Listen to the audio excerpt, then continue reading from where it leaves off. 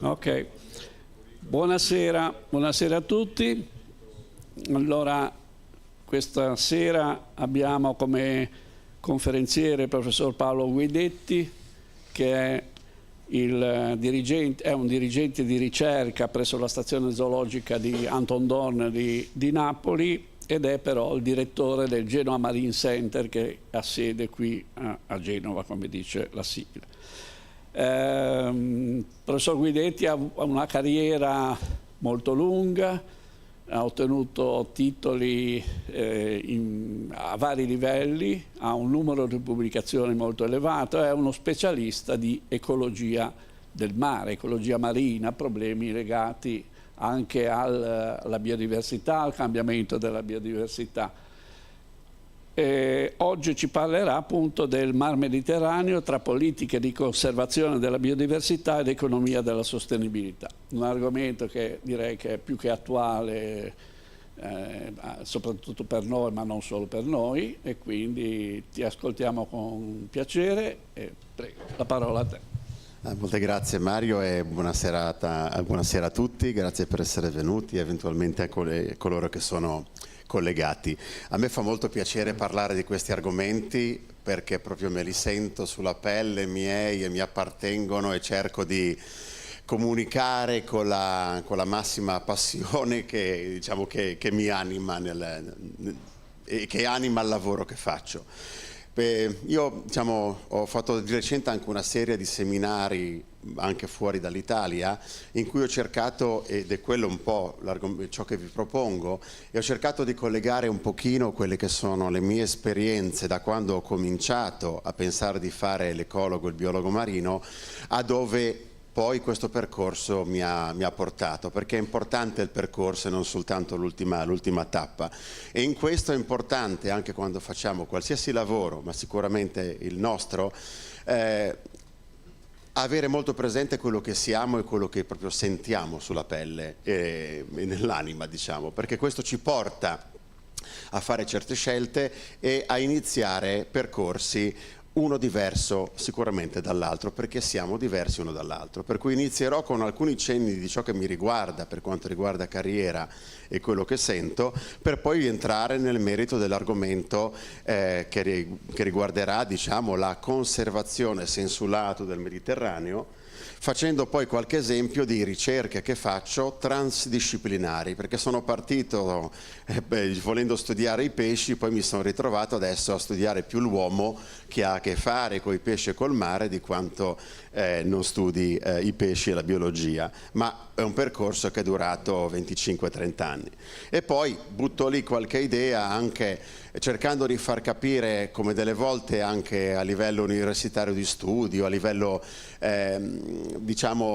conoscitivo, si tenda a classificare le cose in cassetti diversi per discipline, quando ad un certo punto i collegamenti sono così importanti e stretti che questa separazione tra discipline diventa così labile da cadere e tutto rimane collegato, estremamente connesso nello spazio e nel tempo.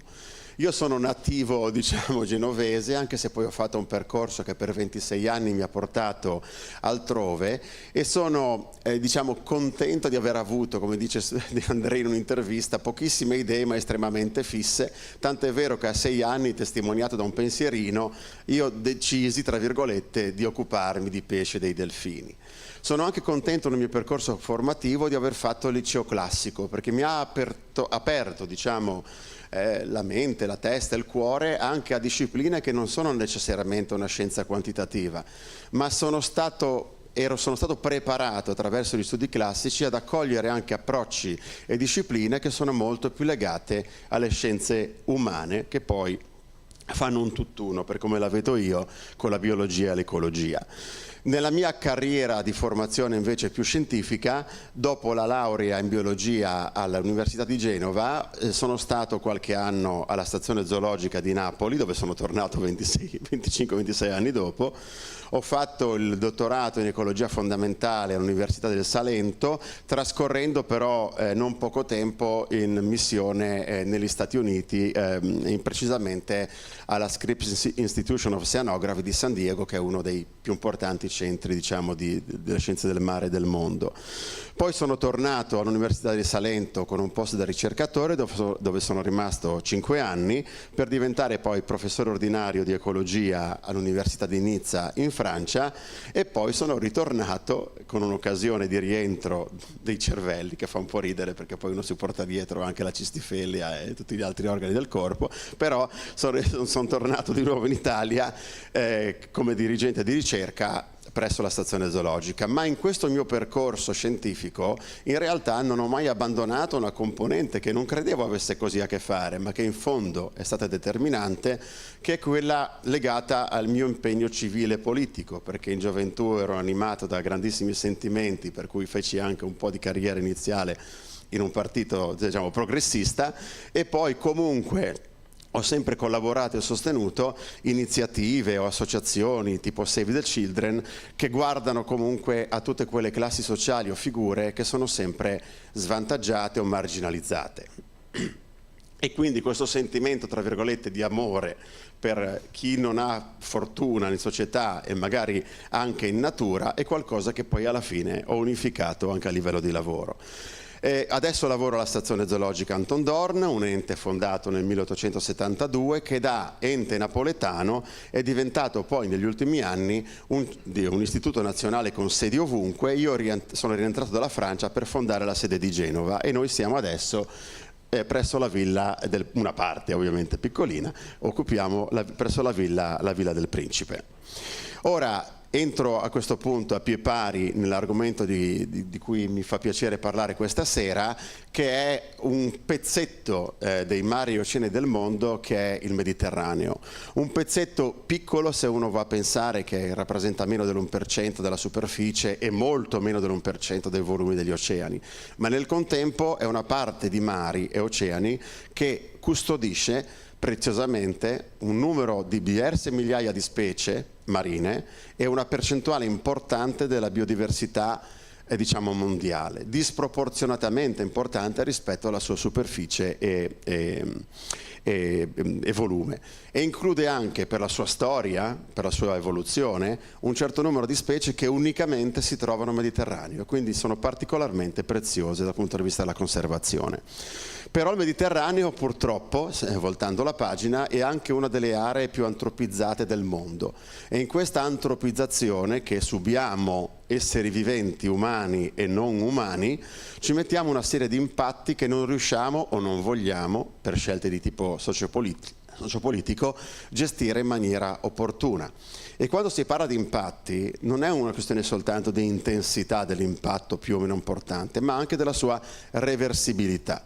E gli impatti irreversibili sono quelli peggiori, che andrebbero assolutamente risolti all'origine, pianificando diversamente. Qui avete per esempio un'immagine di Principato di Monaco, che per il 95-97% della sua costa lineare è distrutto, cioè l'habitat naturale è soppiantato da strutture cementizie, infrastrutture di abitabilità, tutto quello che volete, tranne gli habitat naturali che c'erano prima e che erano lì da milioni di anni a svolgere delle funzioni ecologiche che non potranno mai più svolgere. Paradossalmente la pesca, che ha un impatto molto intenso, se si comincia a regolare, è un tipo di impatto che su scale diverse temporali può essere recuperato. E lo vedremo con alcuni esempi di ecosistemi costieri, mentre gli impatti irreversibili sono purtroppo i peggiori. E poi il Mediterraneo, oltre a essere meta turistica, quindi anche fonte di impatto se non è gestito opportunamente, è anche il mare più invaso del pianeta, cioè dove arrivano specie, soprattutto dal Mar Rosso, a invadere, soppiantare specie native e a invadere con nuovi sistemi, nuove biocenosi, ecosistemi, sostituendo i sistemi nativi e le specie native con specie di altrove. Ora è vero che il cambiamento è sempre stato qualcosa che ha influenzato il nostro pianeta, ma è anche vero che nel nostro contesto abbiamo aperto la porta al Mar Rosso col canale di Suez, l'abbiamo raddoppiata perché non era abbastanza. Il mare Mediterraneo si sta scaldando e ospita quindi tranquillamente specie più termofile, quindi associate a temperature più elevate, e rimuovendo i predatori apicali facciamo sì che le difese dell'ecosistema del Mediterraneo siano abbassate, purtroppo. Il Mediterraneo però è straordinario da altri punti di vista e complesso da questo punto di dal punto di vista della sua ricchezza, varietà, diversità per quanto riguarda le componenti culturali storiche. Il Mediterraneo è quello che è, noi siamo quello che siamo perché la Grecia, Roma, gli arabi hanno influenzato tutte le scienze e il pensiero umano. E questo non è banale, perché in funzione di come noi operiamo con il nostro cervello poi facciamo scelte, e tra queste ci sono anche le scelte che riguardano la conservazione del patrimonio naturale. Come pensa una persona che è credente o no, poco importa, cresciuta in un contesto influenzato dalla cristianità, non è ciò che pensa una persona che è cresciuta nell'ambito del mondo musulmano, perché vede le cose con un filtro culturale differente, benché la realtà sia la stessa. E poi il Mediterraneo è ciò che conosciamo anche purtroppo più recentemente, un sistema estremamente complicato dal punto di vista geopolitico, con elementi di tensione. Mi ha sempre fatto impressione la definizione etimologica dei greci e dei romani di Mediterraneo, il mare in mezzo alle terre, quasi a indicare quanto fosse importante la connessione rispetto alle barriere che adesso dividono per esempio il continente africano rispetto a noi in termini di immigrazione. Quindi il Mediterraneo è stato creato dalla natura come qualcosa di estremamente unito, connesso, e poi noi lo abbiamo suddiviso inventandoci i confini tra gli stati, ulteriormente suddividendolo tra le componenti europee e quelle non europee, e dal punto di vista della conservazione di ciò che possono essere gli strumenti legali questo complica non poco, perché le risorse naturali sono condivise, mentre la gestione di questi pezzetti di risorse non necessariamente è fatta in modo coordinato. Quello che sta subendo il Mediterraneo però è un impatto estremamente chiaro, a cui contribuiscono degli effetti antropogenici diretti, la pesca, la distruzione degli habitat, la perdita di habitat, ha degli effetti che sono mediati dai cambiamenti ambientali conseguenti alla crisi climatica. Prima di tutto il riscaldamento delle acque, che fa entrare una serie di personaggi da altre parti del mondo. I flussi e i meccanismi di accesso sono varissimi, oltre al Mar Rosso ci sono anche specie che poi si insediano, che derivano semplicemente dal fatto che sono state scaricate da acquari, non solo la caulerpa da quello di Monaco, ma anche proprio gli acquari degli yacht che scaricano in mare specie di ogni tipo e lasciano talvolta delle specie che poi diventano invasive. Questi impatti mediterranei stanno determinando dei rischi che talvolta noi non percepiamo se non valutiamo le cose dal punto di vista storico, come dicevamo pochi minuti fa con coloro che hanno partecipato alla riunione che si è tenuta oggi qui. Alcune specie di animali grandi erano molto comuni in Mediterraneo, cioè la foca monaca, alcune specie di squali, quindi spesso macro predatori, che erano molto importanti per l'equilibrio dell'ecosistema mediterraneo, che a causa delle attività umane, prima di tutto la pesca o l'uccisione per competizione, come nel caso della foca, competizione per le risorse di pesca, sono scomparsi. Quindi quello che noi vediamo oggi del Mediterraneo, quando sguazziamo d'estate per farci il bagno, è praticamente un fantasma di quello che era il Mediterraneo soltanto qualche secolo fa.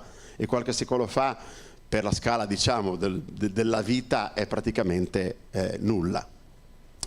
Ora, è in questo contesto che inserisco una tematica e uno strumento di gestione e conservazione a cui che ho cominciato a studiare 25 anni fa, e sono le aree marine protette, quando non ce n'erano molte ed erano praticamente due in Italia a suo tempo, c'era Ustica e Miramare. Le aree marine protette sono uno strumento spazialmente esplicito, perché hanno dei confini o dei subconfini, all'interno dei quali noi dovremmo decidere delle regole di o sfruttamento o comunque di gestione delle risorse naturali o dei confini da lasciare a qualcosa che non sono gli umani.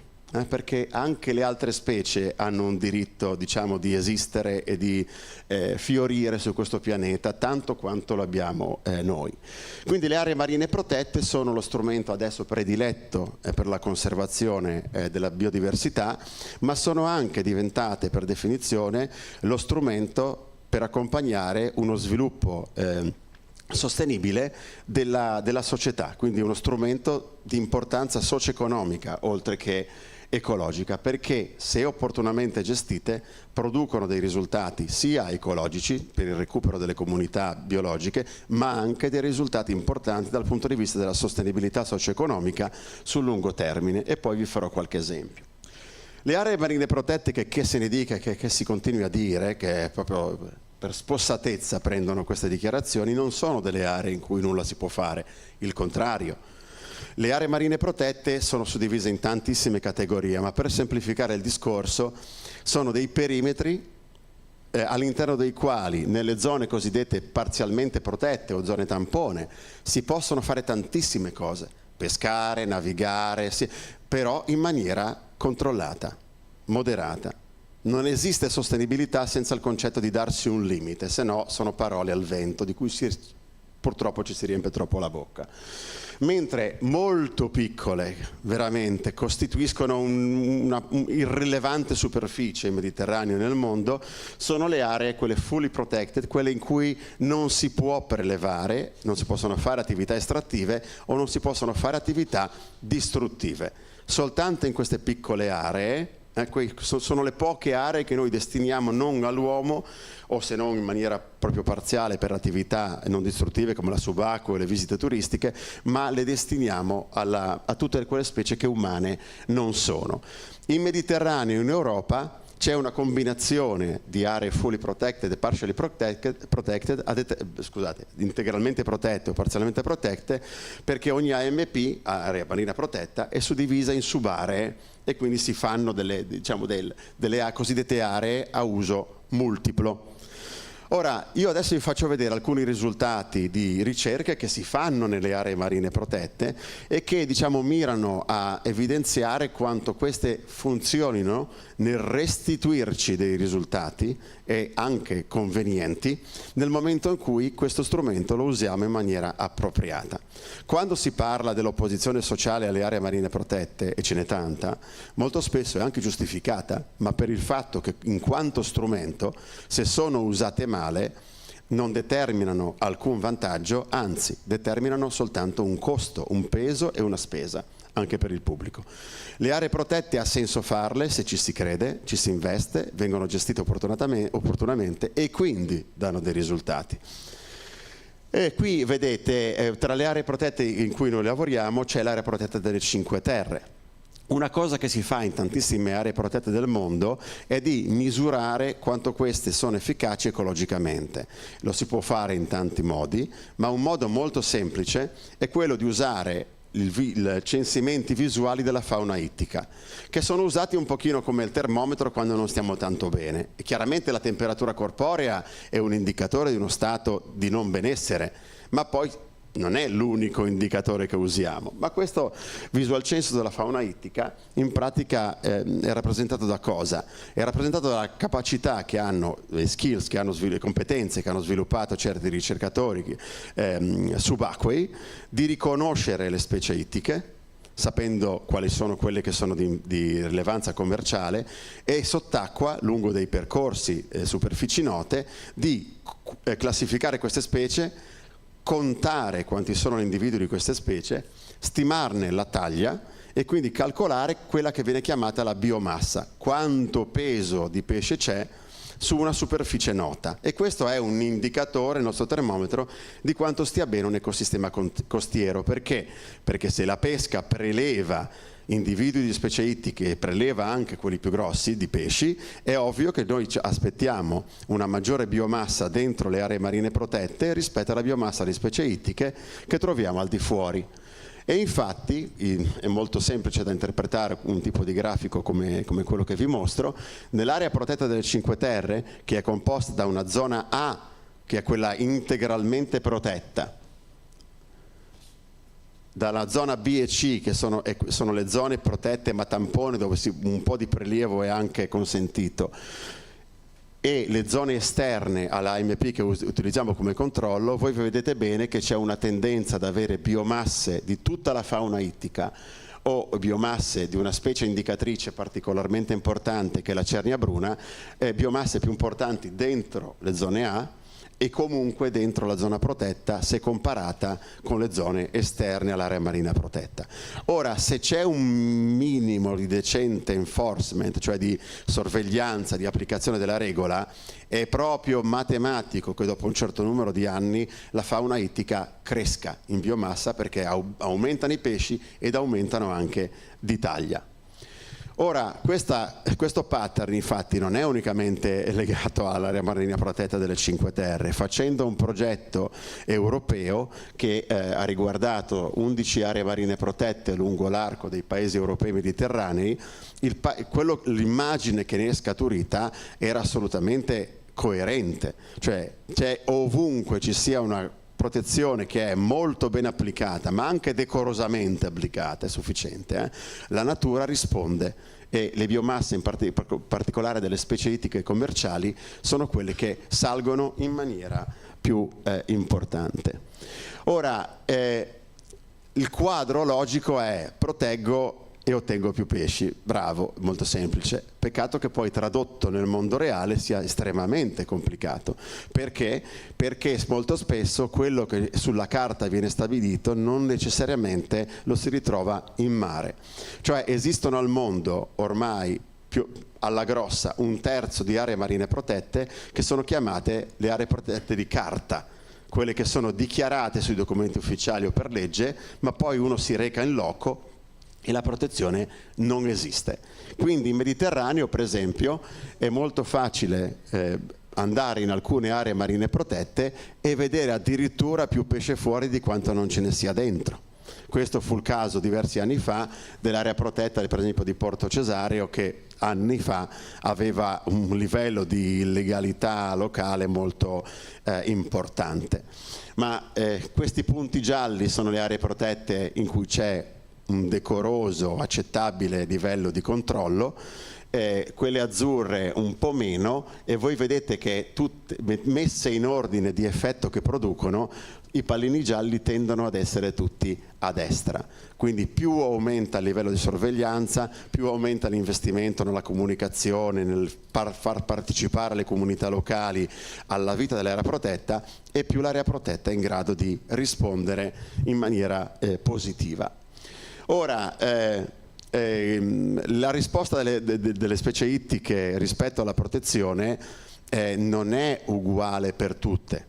Innanzitutto perché le specie ittiche rispondono in maniera più importante al regime di protezione in funzione dell'impatto a cui sono esposte altrove, determinato dalla pesca. Quindi le specie che rispondono in maniera più chiara alla protezione, io ve le traduco da nome scientifico poi eventualmente a nome comune, sono o tutta la fauna ittica totale, che complessivamente risponde in maniera positiva se c'è la protezione, o alcune specie ittiche che sono più legate all'impatto della pesca, e tra queste abbiamo nei sistemi costieri rocciosi le cernie. La cernia bruna è una delle specie termometro della protezione, ma anche i saraghi. Le specie di sarago, le più importanti, sono il sarago fasciato e il sarago maggiore. Una specie che risponde in maniera negativa alla protezione è il riccio di mare, per una semplice questione, che il riccio di mare, che è un animale favoloso tra l'altro, perché uno lo vede lì, sembra un pallino fermo in mezzo alle alghe o alla roccia, in realtà lui vive la sua scala temporale. Ma se uno fa delle foto nel tempo, sono animali straordinari che si muovono su anche molti metri quadri, anche decine di metri quadri, vagando e andando a cercare le loro risorse, che sono le alghe preferenzialmente, ma se queste cominciano a mancare, cominciano a sgranocchiare anche organismi animali che si insediano sul fondo roccioso e tutto quello che ci si posa. Comunque, ecco, questo perché io citavo l'effetto positivo su alcuni pesci e negativo a cascata sui ricci, perché in realtà è vero che usiamo i pesci come indicatori della protezione, ma sono indicatori dello stato e del funzionamento di un ecosistema intero. Ecosistema vuol dire che al di là delle componenti ambientali, tutte le specie che fanno parte di una certa comunità sono tra loro in interazione. E tra le interazioni più importanti che noi conosciamo ci sono quelle alimentari, chi mangia chi. Ora, io ho fatto la mia tesi di dottorato proprio nell'area protetta di Torre Guaceto, in provincia di Brindisi, in Puglia, che era diciamo ai tempi, e lo è ancora, molto ben gestita, nei limiti di ciò che può essere nel mondo reale, però l'ente gestore si dà da fare e la Guardia di Finanza in particolare, quella di Brindisi, fa veramente un lavoro importante di sorveglianza, limitando, diciamo, gli effetti della pesca illegale. E quello che io a suo tempo studiai è quello che viene chiamato la cascata trofica, proprio come interagiscono le specie e come le diverse specie di una comunità, quelle più importanti funzionalmente, rispondono alla protezione. Io andai a fare il visual census censendo i saraghi, in particolare il sarago maggiore, vi mostro qua, e voi notate per esempio come queste colonne grigie siano tendenzialmente più alte e raffigurano la densità dei saraghi nelle zone protetta, in particolare quella no-take, quella integralmente protetta, rispetto a ciò che mediamente vedevo al di fuori, delle densità molto più basse. Vedete tante colonne? Perché quando si fanno i campionamenti si va tante volte in diversi posti per cercare un attimino di avere un'immagine rappresentativa di ciò che succede. Poi sono andato a contare i ricci con metri quadri replicati, giornate e giornate di conteggi, e voi vedete un pattern esattamente opposto. Cioè fuori i ricci sono tanti, numerosi, mentre dentro erano estremamente rari, cioè le densità erano più basse. E alla fine quello che anche andavo a misurare erano le superfici di roccia che erano completamente denudate. Perché? Perché i ricci sono come delle caprette e quando aumentano di densità cominciano a brucare tutto quello che c'è, facendo passare superfici di roccia colonizzate da alghe eccetera a proprio potenzialmente a dei substrati completamente vuoti che nel linguaggio anglosassone vengono chiamati barren. E voi vedete che in alcune zone non protette questa superficie vuota, denudata, a bassa biodiversità quindi, poteva se non raggiungere comunque approcciarsi a quasi il 100%. Quindi ecco, qui vedete una foto di quello che è un barren. Vedete i ricci e vedete qualche buco e poi roccia assolutamente nuda, e questo vuol dire perdere biodiversità e vuol dire perdere anche con essa servizi ecosistemici. Io poi mi sono divertito a studiare, quelli erano i pattern, ciò che osservavo, ma era davvero dovuto questo poi a un aumento della predazione dei pesci sui ricci e quindi di conseguenza effetti a cascata? Allora si possono fare anche degli studi di tipo sperimentale, e io all'epoca lo feci costruendo, diciamo, delle collane di ricci che venivano annodati lungo dei filamenti di plastica e in seguito venivano rimessi in ambiente. Questi ricci venivano identificati perché erano liberi di circolare ma comunque al guinzaglio, quindi io ritornavo giorni dopo aver messo decine, quasi un centinaio di unità sott'acqua nella zona protetta e nella zona non protetta, e andava a contare i sopravvissuti. E in pratica si vedeva molto chiaramente come nella zona protetta il tasso di predazione, cioè quelli che non trovavo più perché venivano mangiati, era molto più elevato di quanto non succedesse all'esterno dell'area protetta. E quando un sarago preda un riccio è uno spettacolo, perché il riccio, a parte che è attaccato sul fondo in maniera solida, quindi se uno prova con la mano nuda a staccare un riccio dal fondo si fa male. Il sarago lo morde alla base finché stacca i pedicelli con cui il riccio si attacca al fondo, lo gira e dalla parte della bocca che è ventrale la teca del riccio è più morbida e lì comincia a tirare dei morsi piantandosi tutte le spine in bocca finché lo apre, e a quel punto mangia sia l'interiora, particolarmente le uova sono ricche di energia, ma ingoia anche spine e pezzi di teca. Per cui capitava di comprare dai pescatori dei saraghi grossi, di osservare il contenuto stomacale e intestinale, e anche aprendo l'intestino, che è molto sottile, si vedevano proprio tutte le spine allineate verso la via d'uscita, diciamo, e tutti i pezzi di teca e l'interiora venivano digerite, ma quelle parti solide carbonatiche erano estremamente visibili. Quindi le aree protette a questo punto diventano uno strumento non soltanto per far recuperare le popolazioni di quelle specie di pesci che vengono pescate, ma addirittura per far recuperare l'equilibrio ecosistemico da uno stato alterato che è il Barren, poca biodiversità, roccia nuda, ricci che vagano, pochi pesci, a ecosistemi più ricchi di diversità, pieni di foreste algali, che sono importanti tanto quanto le foreste, diciamo, che abbiamo sulle nostre colline e montagne, perché sono produttori primari e poi producono detrito, possono essere habitat di rifugio per le fasi giovanili delle specie ittiche, quindi è molto importante il recupero ecosistemico.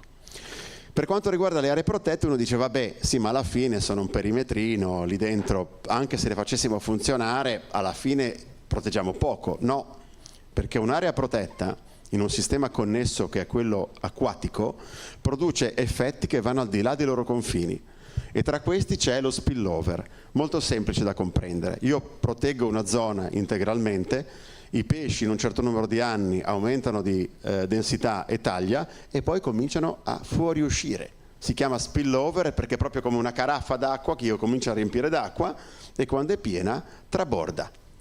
E questo succede, e i pescatori lo sanno, perché molto spesso cosa succede? Vanno a calare le reti perfettamente lungo i confini delle aree protette, perché questo meccanismo di migrazione beneficia la pesca locale e chi opera diciamo al di fuori dei confini delle zone di non prelievo. Un altro effetto che va ben al di là di questo effetto spillover, che si riduce tra virgolette a qualche chilometro di distanza dai confini dell'area protetta, è invece un altro tipo di trabordare, che è quello delle uova e delle larve e dei giovanili. Questo l'abbiamo studiato in anni successivi a Torre Guaceto, che è collocato più o meno lì, in provincia di Brindisi, e attraverso un'analisi degli otoliti, che sono delle meravigliose strutture dentro l'orecchio interno dei pesci, di carbonato di calcio alternato a proteine, che vengono letti, possono essere proprio letti.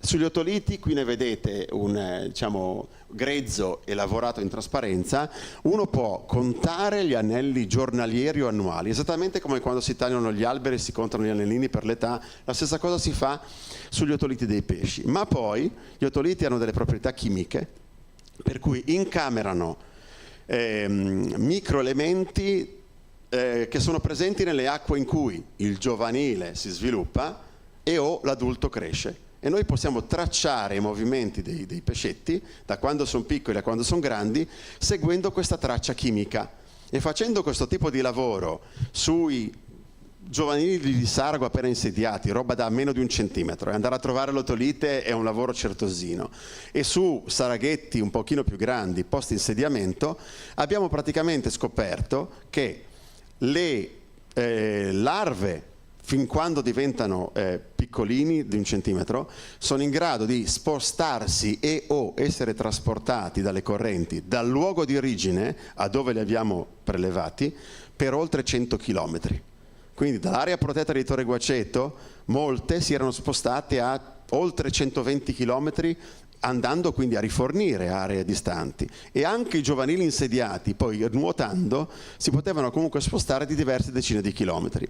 Quindi esistono meccanismi per cui l'area protetta piena di adulti riproduttori va a beneficiare diciamo tratti di costa che sono ben superiori alla sua dimensione di area protetta. 8 km l'AMP, 120 km lo spostamento di individui nell'AMP prodotti.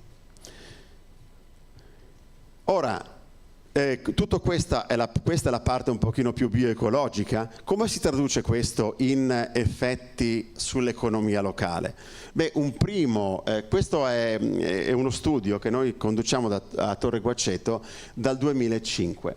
È traballante, perché ci sono piccoli buchi, perché i finanziamenti sono intermittenti, però è la serie storica più lunga al mondo di pesca monitorata in un'area marina protetta rispetto ad aree esterne. E vi racconto un attimino la storia per interpretare queste barre verdi.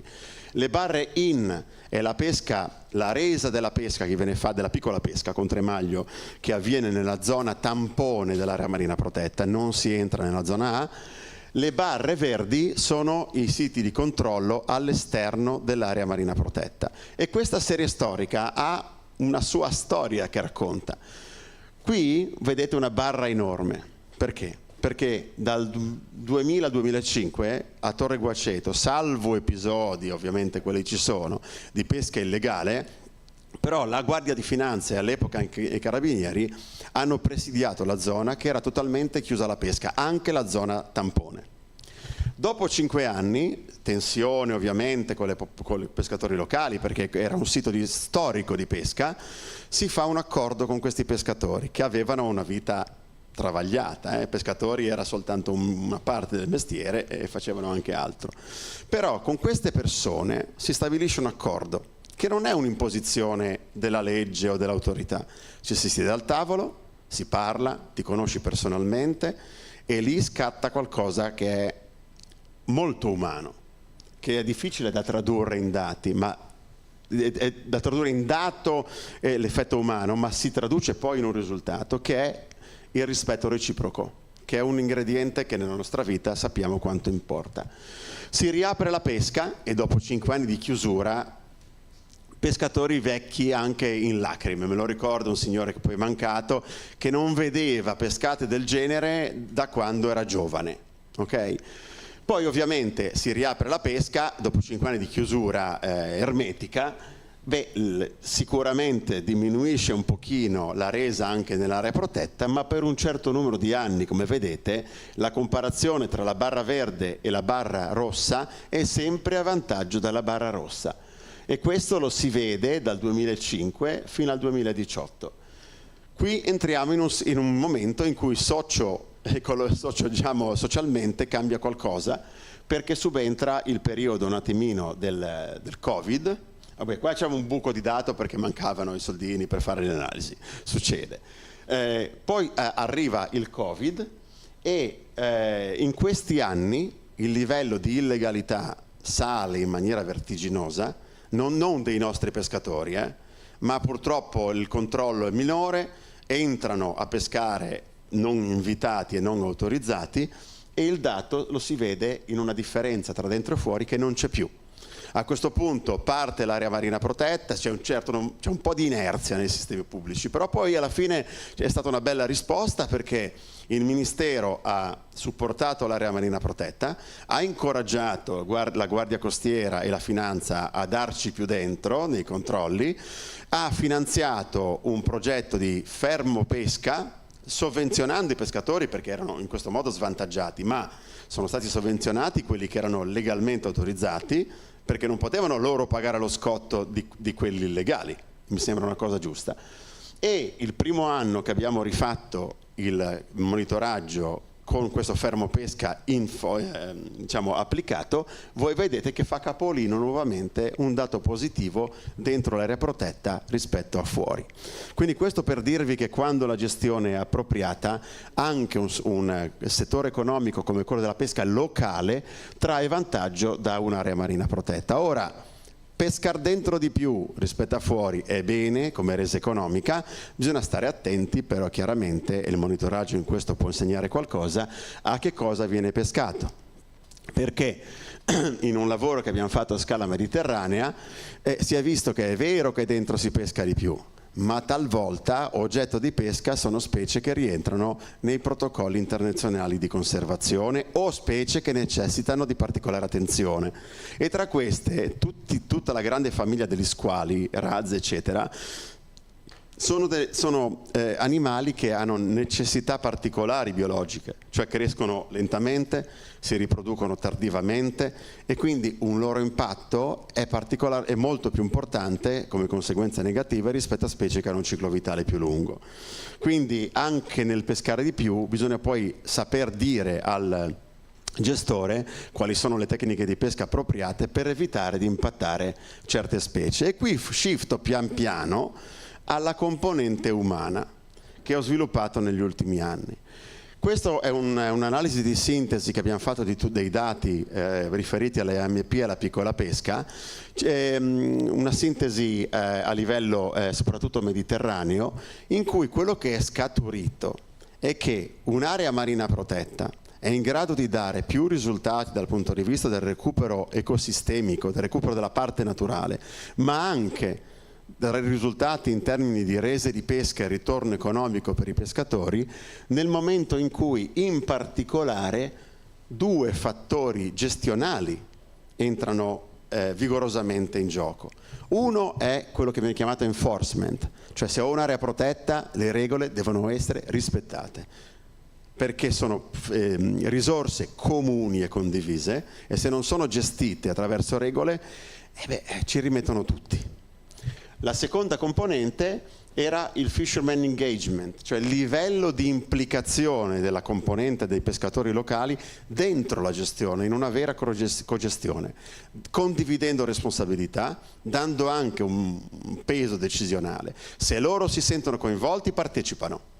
Se non si sentono coinvolti perché è un'imposizione dall'alto, ce l'hai contro, e non c'è modo, giustamente, anche se uno ci pensa è anche corretto, e non c'è modo di far sì che la MP funzioni. Quindi questa fu una lezione iniziale importante anche per me, perché ero molto più prospettiva pesci di quanto non fossi umano, e da lì io ho cominciato a interagire con tantissimi sociologi ambientali in tutto il mondo. In particolare c'è un canadese che è veramente una persona spettacolare, che mi ha aperto prospettive che io percepivo ma non riuscivo a formalizzare perché venivo da un'altra disciplina, e così abbiamo cominciato a lavorare su dei modelli concettuali che potessero includere nella gestione la componente umana. Qui vedete per esempio tradotto in una figura un modello concettuale che abbiamo poi pubblicato su una rivista di gestione, in cui venivano poste le basi anche programmatiche, concettuali e operazionali, per far sì che in un'area protetta le categorie umane venissero coinvolte nel sistema di gestione, cogestione e coproduzione, tenendo presenti le categorie anche come per esempio le donne, che molto spesso nel sistema della pesca non compaiono ma hanno funzionalmente dei ruoli estremamente importanti, perché magari si pensa alla pesca, vabbè, c'è l'uomo pescatore con le reti, il berrettino che va a mare, vende, e non sempre vende, va a mare e torna col pescato. Poi chi fattura, chi cura le relazioni, chi vende, è molto spesso la componente femminile della famiglia, che però resta nascosta anche per esempio al sistema pensionistico, al sistema assicurativo legato alla sua condizione di lavoro. Quindi tutte queste componenti sono delle componenti molto, molto importanti, perché soltanto coinvolgendo il sistema umano dentro la gestione è possibile ricevere poi dalla componente sociale il supporto all'MP, e non un termine di contrasto percependola come un elemento negativo.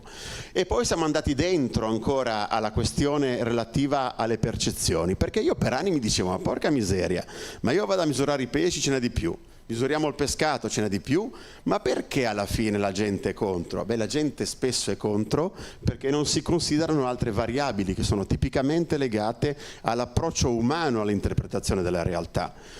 Quindi un conto è il dato, un conto è come io, pescatore o persona che abita localmente una MP, mi sento all'interno di questa iniziativa, e andando a proprio misurare la percezione di quanto sia buona un'area protetta in tante aree marine protette del Mediterraneo, in Italia, in Spagna, in Francia, in Grecia, in Slovenia, ci siamo accorti che c'era un panorama molto differente, con due estremi non casuali.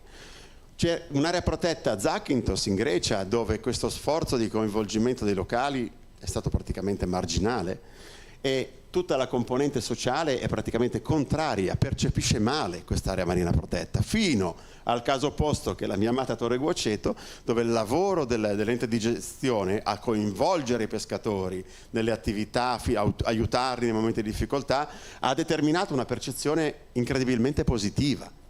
Loro che addirittura all'inizio erano totalmente contrari all'area protetta. Quindi la percezione cambia in funzione del comportamento dell'ente gestore rispetto alle categorie sociali. Altra componente iper importante è la componente dell'equità. L'equità non è soltanto una distribuzione del guadagnato diviso in parti uguali, è proprio va diciamo scomposta in diverse componenti, che sono quella di riconoscenza, procedurale e distribuzionale, come si dice, e poi c'è un indice combinato. Ma per farvi una sintesi di questo, noi abbiamo visto che nelle diverse aree marine protette quella componente di percezione cambiava in funzione di come l'area marina protetta trattava per esempio i pescatori. Ma trattare vuol dire: ti riconosco una dignità, ti riconosco come entità cooperativa dentro il sistema, che è quella recognitional, procedurale. Sì, io ti riconosco, ma se poi burocraticamente ti creo un sistema così complesso che tu non ce la fai a partecipare al processo di cogestione, beh, questo influisce negativamente sulla percezione. E questa è quella che viene chiamata l'equità procedurale, cioè devo mettere in condizione il pescatore di partecipare attraverso delle procedure che siano da lui gestibili. E poi sicuramente quella distribuzionale, cioè se l'area protetta crea un benessere economico, questo deve anche ricadere in maniera equa sul contesto della pesca. E infine una parola che viene molto spesso usata e che io credevo fosse qualcosa, ma poi mi hanno insegnato a declinarla, è il concetto di well-being, di benessere. In un sistema produttivo come quello della piccola pesca ci sono tante componenti che sono legate proprio alla psicologia culturale di una comunità che intervengono a determinare la percezione.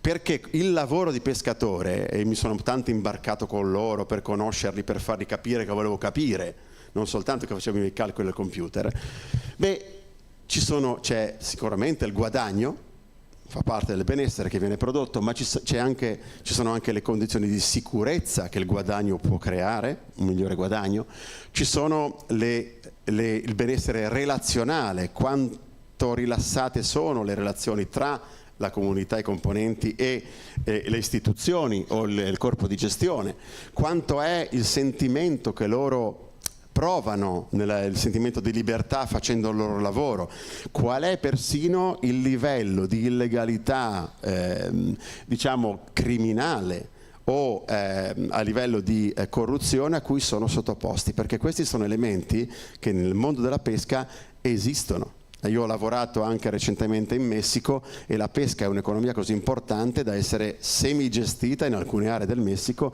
dai narcotrafficanti. Quindi è molto difficile misurare il livello di criminalità a cui una categoria è sottoposta pur non volendolo, ovviamente. Quindi guardate quanto è importante la presenza invece di uno Stato serio nel gestire anche la legalità, perché molto spesso si parla della pesca come componente illegale, ma in realtà delle volte non ha un'alternativa nell'esplicitarsi. Tutto questo sistema socio-ecologico mediterraneo si trova comunque in un ambiente mediterraneo che sta cambiando, che si voglia o meno gestire, si riesca o meno a gestire di più.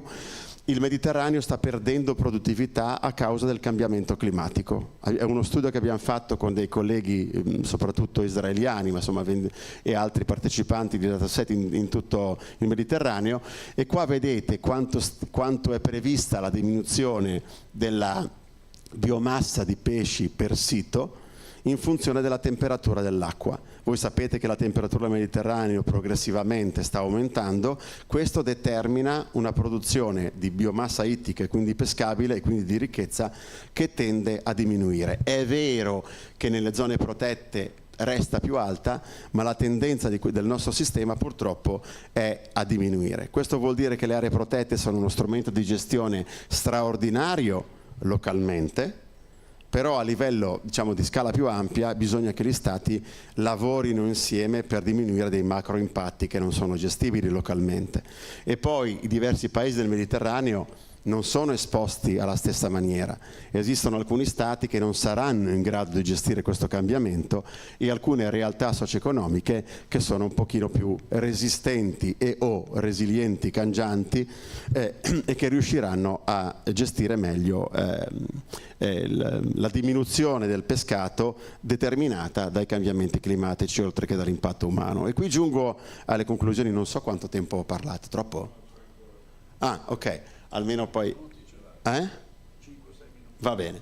E qui giungo a una parte che a me preme tantissimo e per la quale, diciamo, in alcuni contesti sono simpaticamente considerato un grandissimo rompiscatole, perché dopo 25 anni che lavoro a tutti i livelli, dalla DG Mare europea alle singole MP e al Ministero dell'Ambiente, che continua a volermi bene, tutto sommato sono contento. Vuol dire che rompiscatole delle volte, se sono costruttivi, sono anche apprezzati.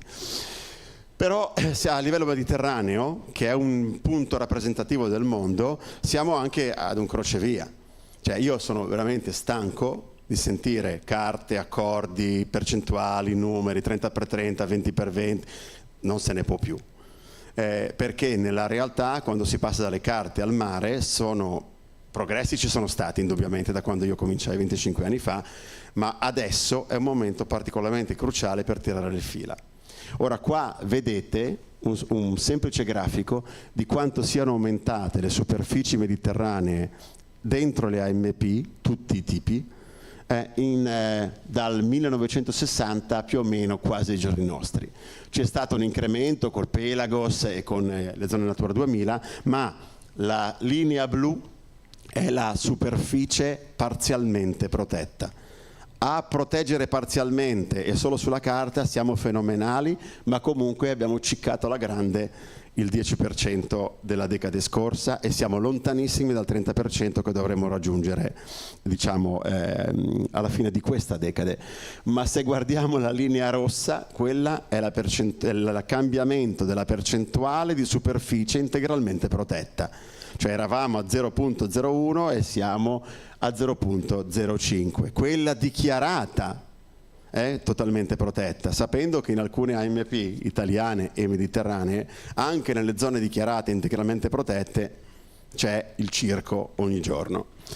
E questo è un modello concettuale che poi con i colleghi sociologi abbiamo sviluppato per dare un senso anche a delle parole chiave che sono in bocca di tutti, dai politici locali a quelli europei, ma che devono essere poi, diciamo, interpretate in maniera corretta.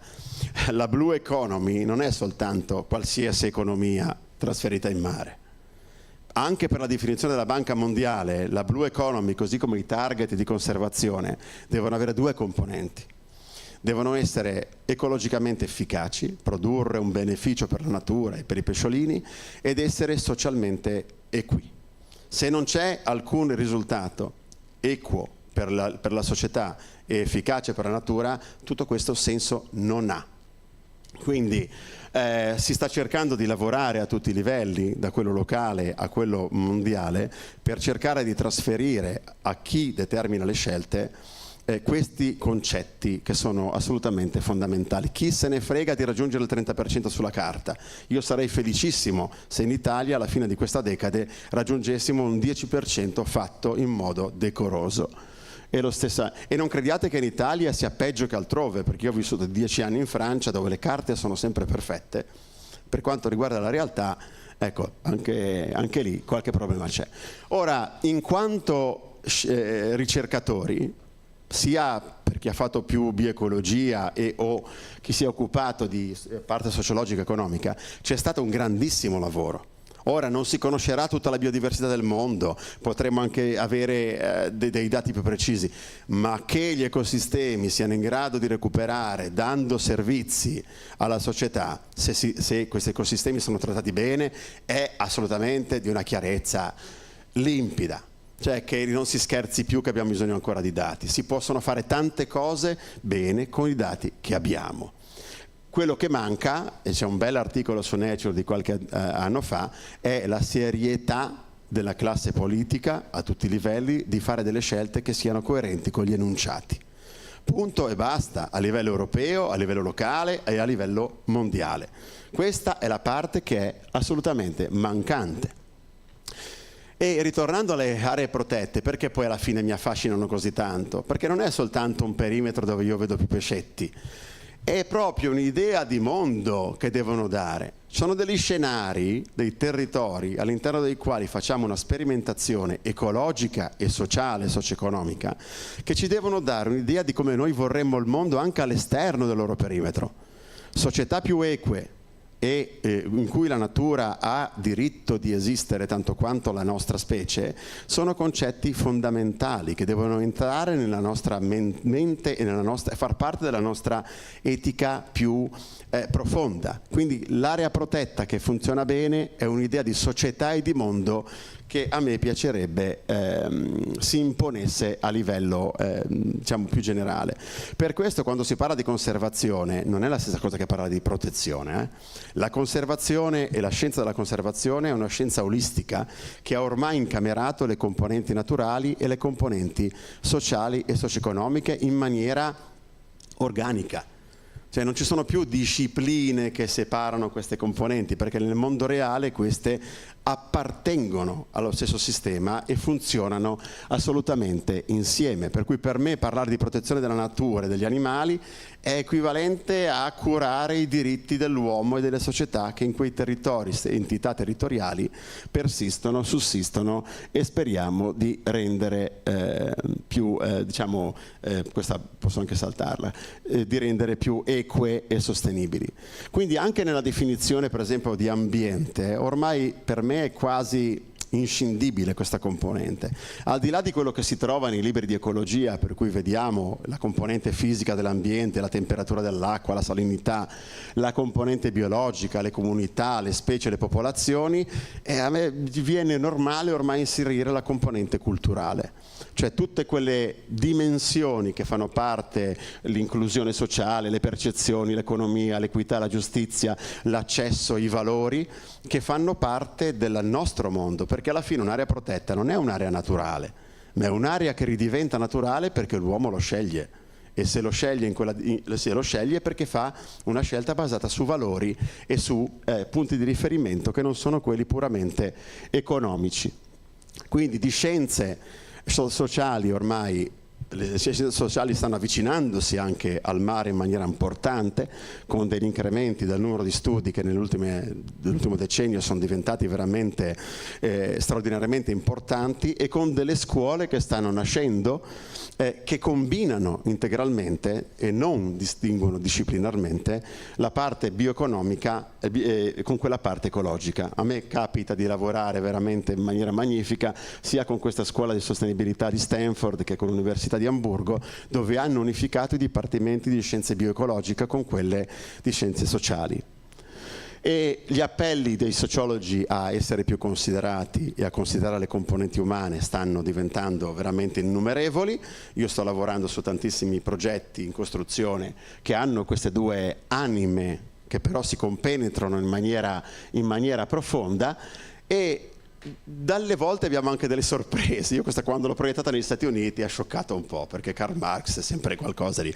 Però l'avevo scomposta questa diapositiva, lui non lo mostravo, e gli dicevo: ma se noi pensiamo alla natura e ai sistemi socio-ecologici come a qualcosa, un organismo, pensiamo a un metabolismo, siete d'accordo sul fatto che se il metabolismo sociale, che usa energia e materie, non si mette in coerenza con la capacità che ha la natura di darci e metterci a disposizione delle risorse, si crea una disfunzione? Tutti d'accordo? Quando ho detto, beh, l'ha detto Marx, sono rimasti un pochino scioccati, però effettivamente nella critica del capitale c'è questa teoria sul metabolic rift, questa dissonanza tra il metabolismo societale e quello universale, che è quello naturale, che è veramente molto interessante, se pensate che è stata, diciamo, pensata certamente in un periodo storico diverso, ed è un caso molto particolare di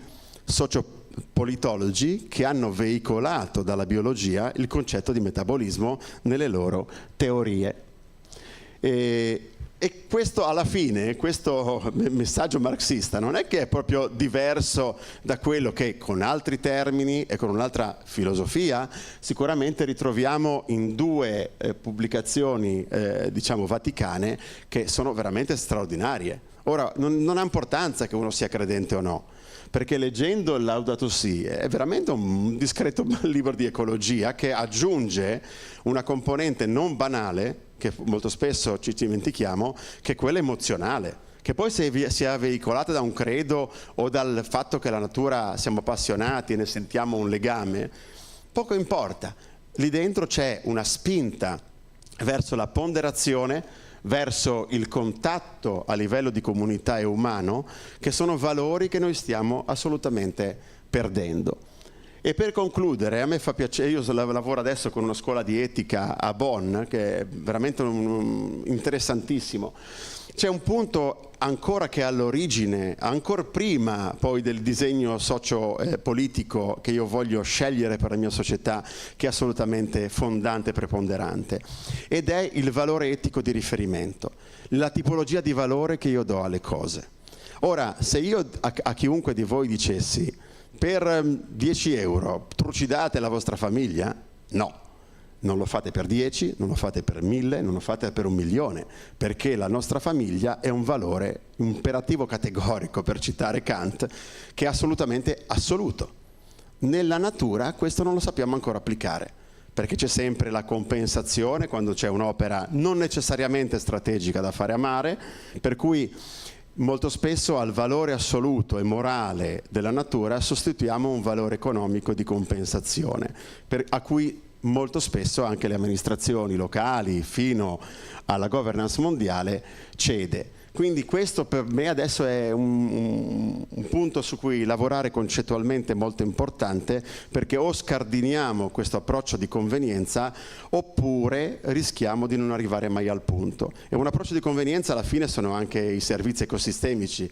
Continuare a dover, diciamo, convincere che non dobbiamo distruggere l'ambiente perché ci conviene, sì, però è anche sminuente, perché comunque è parte del mondo di cui noi facciamo parte. Grazie.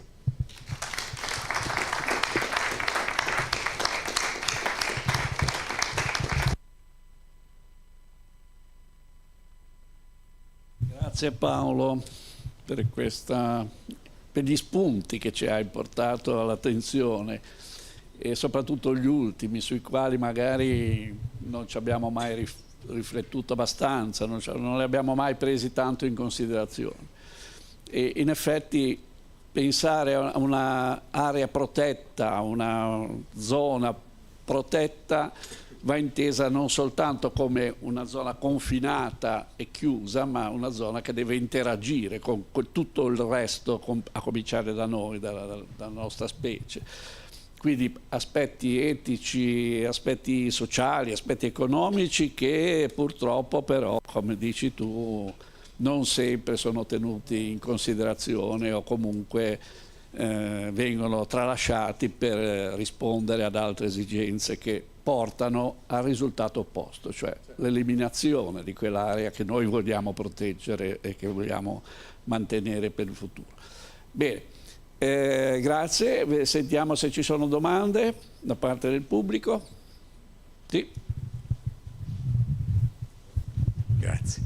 Anzitutto grazie per questo excursus che credo che ci ha folgorato tutti, perché l'idea che uno, giovane laureato in biologia, partendo da raccontare pescetti che gli piacciono tanto, arrivi poi in fin dei conti alle summe, se vuoi, dell'ecologia moderna, no? Giustamente anche quest'ultima osservazione che hai fatto di questo principio di convenienza che continuiamo a applicare dimenticando l'imperativo categorico che certe cose hanno un valore assoluto, cioè ma non esiste che tu gli dia un prezzo. Ma no, volevo farti un paio di considerazioni. Vabbè, innanzitutto una battuta veloce. Il fatto che i politici non facciano quello che dicono, eccetera, sta cambiando perché vedi che Trump fa quello che dice, quindi siamo in abbiamo migliorato le cose. No, mi hai fatto veramente molto riflettere su una cosa che ho già percepito, ma chiaramente tu ci hai veramente lavorato, no? Su questo fatto di coinvolgere i pescatori, ma in generale chi in quel territorio ci vive, da cui trae le risorse, nella gestione, no? Perché tutti noi ci siamo resi conto, penso, siccome abbiamo tutti una certa età, che all'inizio i pescatori non volevano le aree protette, gli abitanti locali non volevano le aree protette, adesso quasi sempre sono tra i sostenitori delle aree protette. E questo mi ha fatto venire in mente una cosa che io ho sperimentato ormai da anni. Sai che io frequento abbastanza la Svizzera, no? Vado spesso lì in vacanza, e la Svizzera ha ancora conservato quei sistemi medievali di democrazia diretta, per cui alcune cose, gli interventi locali eccetera, vengono proprio votati da tutti i cittadini attraverso referendum. E io ho visto, parlando con i miei amici svizzeri, di quanto loro sono fieri delle realizzazioni che hanno fatto, perché ti dicono, sai, questa qui l'abbiamo decisa noi. Ed è una cosa che effettivamente è proprio la stessa, quindi riscoprire anche alcuni aspetti della democrazia diretta, almeno a livello locale, credo che sarebbe importante anche per l'ecologia, tra virgolette. Hai perfettamente ragione, e io ho parlato di cogestione e coproduzione, ma in realtà il meccanismo di co-creazione che sta cominciando adesso a imporsi con il coinvolgimento prima by design, si chiama l'approccio by design, prima degli indigeni, dei locali, che partecipano alla creazione di qualcosa che poi è loro. Perché molto spesso i locali, diciamo, sanno tantissimo della zona, sentono di essere proprietari morali, e quindi se è loro saranno i primi a proteggerla, e non c'è nulla di più efficace della protezione sociale rispetto anche all'impegno che una forza dell'ordine può avere. E diciamo, dalle culture indigene noi abbiamo tratto tantissimo, perché il termine tabù per chi non veniva esattamente dalle zone vietate alla pesca per motivi religiosi nel Pacifico. Poi l'abbiamo usato adesso in altri contesti più o meno variegati, ma il termine tabù era la zona di divieto di pesca temporanea perché il capo della tribù era morto o perché era passato un astro, e quindi però era un sistema di gestione della pesca meraviglioso. Sì, sì. Bene. Ci sono altre domande, altre curiosità? No, sei stato chiarissimo. Bene, allora ti ringraziamo moltissimo per questa tua conferenza, speriamo di riaverti ancora, sicuramente in autunno avremo una serie di conferenze sull'argomento ambiente e rapporto con gli umani, e in particolare mare e popolazione umana, e quindi avremo ancora modo di sentire Paolo che ci racconterà questi aspetti che, devo dire, purtroppo sono poco considerati, che vanno secondo me invece diffusi, fatti comprendere, perché poi a livello naturale le popolazioni più primitive lo capiscono subito. Stiamo andando su che cambia e la comprensione. Se mi permetti, prego. susciti, stai toccando in realtà un tasto che è importantissimo, e lo dico in una città, Genova, città di mare, ma quando mai ormai? Cioè, la gente non sa distinguere una specie di pesce da un altro che mette in padella, non sa distinguere un nodo, una vela, cioè le persone, tranne le popolazioni, quelle locali che vivono su quelle risorse, sono determinate nelle loro azioni da come il tempo eccetera, hanno perso totalmente il legame con l'ambiente. Cioè la connessione che sia l'ambiente che funziona e ti dà è una cosa che va riacquisita, se no hai voglia di cercare di promuovere la protezione e la conservazione. Per questo è molto importante chiunque lavori nel campo della comunicazione e dell'insegnamento, ritrasferire ai ragazzi il contatto, perché conoscere non è attraverso i media. Cioè noi abbiamo 5 sensi, di cui l'olfatto e il tatto, queste nuove generazioni non li usa. Infatti quando li portiamo a vedere la natura, puzza e viscido. Quello è naso e dita, che servono per interpretare la realtà. Bene, grazie ancora, grazie a voi tutti per la presenza e ci vediamo lunedì prossimo, 24 marzo, alle 16:30. Ci sarà un convegno intitolato La famiglia Brignole Sale de Ferrari e i musei di Strada Nuova. I relatori saranno Raffaella Besta e Piero Boccardo. Arrivederci a lunedì alle 16:30, non alle 17. Grazie.